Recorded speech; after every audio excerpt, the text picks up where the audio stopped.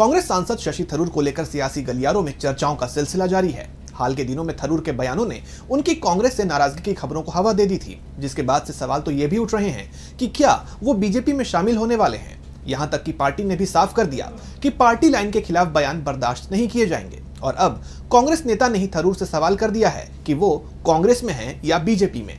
तो क्यों थरूर पर भड़के कांग्रेस नेता, जानने के लिए देखिए ये रिपोर्ट। कांग्रेस सांसद शशि थरूर अपने बयानों को लेकर अक्सर ही चर्चा में रहते हैं, लेकिन बीते कुछ वक्त में जिस तरह से उन्होंने बयान दिए हैं उसे लेकर कांग्रेस में असहजता दिखाई दे रही थी। और अब पार्टी नेता उदित राज ने थरूर की राजनीतिक निष्ठा पर ही सवाल उठा दिया है।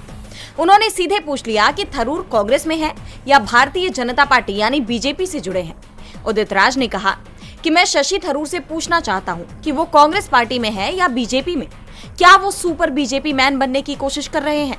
शशि थरूर को बीजेपी से पूछना चाहिए कि सरकार पीओके कब लेगी। क्या शशि थरूर बीजेपी के वकील बन गए हैं? उदित राज का ये बयान थरूर के उस बयान को लेकर आया है जिसमें वो पहलगाम आतंकी हमले को लेकर मोदी सरकार का बचाव करते दिखाई दिए। एक तरफ जहां विपक्ष मोदी सरकार से इस घटना के लिए जवाबदेही की मांग कर रहा है, वहीं थरूर ने इजरायल पर हमास के हमले का उदाहरण देते हुए इस बात पर जोर दिया कि किसी भी देश के पास कभी भी 100% पूर्ण रूप से पुख्ता खुफिया जानकारी नहीं हो सकती।